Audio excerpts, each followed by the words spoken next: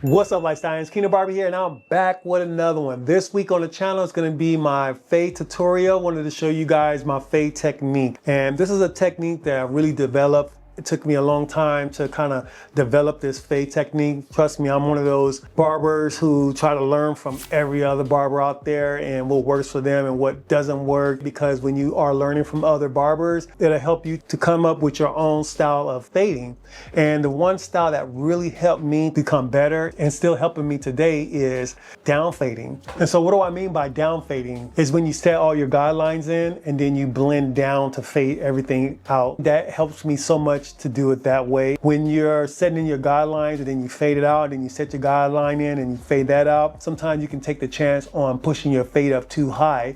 And if you're doing a low taper or a low fade, that can be bad for business. You want to keep your fades where you want your fades to be. That's one of the key things you have to know as a barber, is to control your fade. You have to know how to keep your fades high when you want them high, keep them tight when you want them tight, and keep them low when you want them low. Down fading to me just really helps me to set where I want my fade to start and end. The way I basically do my fade technique is that I like to start off with a zero. If I'm doing a ball fade, I'm doing a zero first. On an adjustable clipper, you open up the lever and that's gonna be your next guideline. You wanna go like maybe a finger length or maybe 2 finger length, depending on how tight you want your fade to be. So once you have your lever open, you create that first guideline. Then you move on to your next guideline, and that depends on how dark you want your haircut to be. Typically, I like to use the number 2 guard. So I go from lever closed to lever open and then a number 2 guard. To me, I think the 2 guard is like the perfect number, just an easy connect number. You can use a number 3 or even a number 4, of course, but I think the number 2 is like the perfect guard to connect the two. You want to have less guidelines, because when you have less guidelines, then that's also less times you have to kind of go back to detail your work, and that's how you speed up your haircuts. So I go from the lever open to the number 2, and then from the number 2, then I work my way down. So I go from the number 2 to the 1.5 to the 1 to the half, and then back to the lever open, and then I just close that out until it's all blended out. And then every now and then you might have missed a spot. You might have to go back and detail it. It's less detailing and you have more control of your fades, and that's why I love to down fade. So this video, the haircut is not difficult, just a simple mid fade haircut, but I am using my fade technique. And this client in particular, I'm actually just using the 1 guard. Is going to be like my highest guard number that I'm going to use. So on your next fade, try my technique out and you'll see that it really helps to control your fades, and it comes out super blurry. And so that's enough of me rambling on and on and on. Let's get to the haircut. What's up, Lifestyles? Today we're going to do a mid fade on my client. Now this is my client's first time getting his hair braided, so he wanted to do a fade on the sides. So what I'm doing right now, I have a 1 guard and I have it closed, and what I'm doing, I'm just knocking down the bulk on the sides of the hair.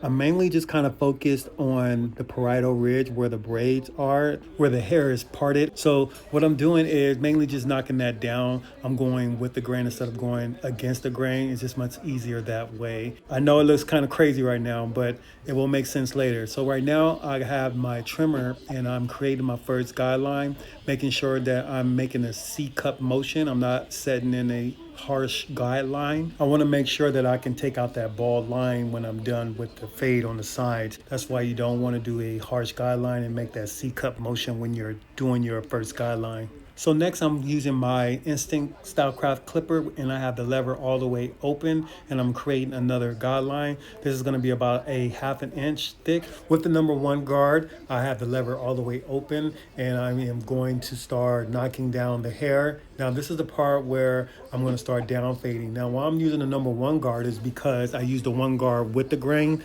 and so I'm using the 1 guard with the lever open to kind of clean up the rest of the hairs, because I know it was looking really crazy when I was going with the grain with that number 1 closed. How I like to look at it, if I go with a guard on my clipper and the lever closed and I'm going with the grain, if I use that same guard with the lever open against the grain, it'll be pretty much around the same length. With the same number 1 guard, I'm also closing my lever as I'm moving further down on the fade, and I call that down fading. Now with the half guard on the clipper, I have the lever all the way open and I'm continuing to down fade. And as I move further down on the fade, I'm closing up my lever. I know every barber is different on how they fade, but for me, it just always seemed to be much easier for me to down fade, set my guidelines and down fade everything out. And following the same steps, I have the clipper with no guards and I have the lever open and I'm continuing to down fade. And once everything is faded out, then I start with my trimmers and I'm doing my vertical bars first. Reason why I do that is because it helps me to frame the hairline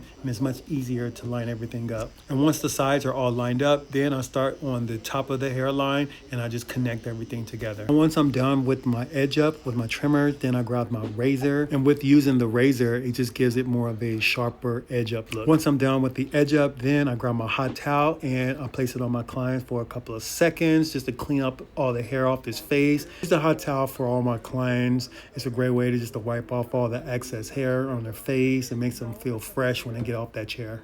So that's gonna be a wrap on today's video. Hope you guys enjoyed the content. If you did, you already know what to do. Make sure you smash that subscribe button, give the video a thumbs up, and follow me on my Instagram page at Kingmelifestyles. Until then, I'm gonna see you on the next video.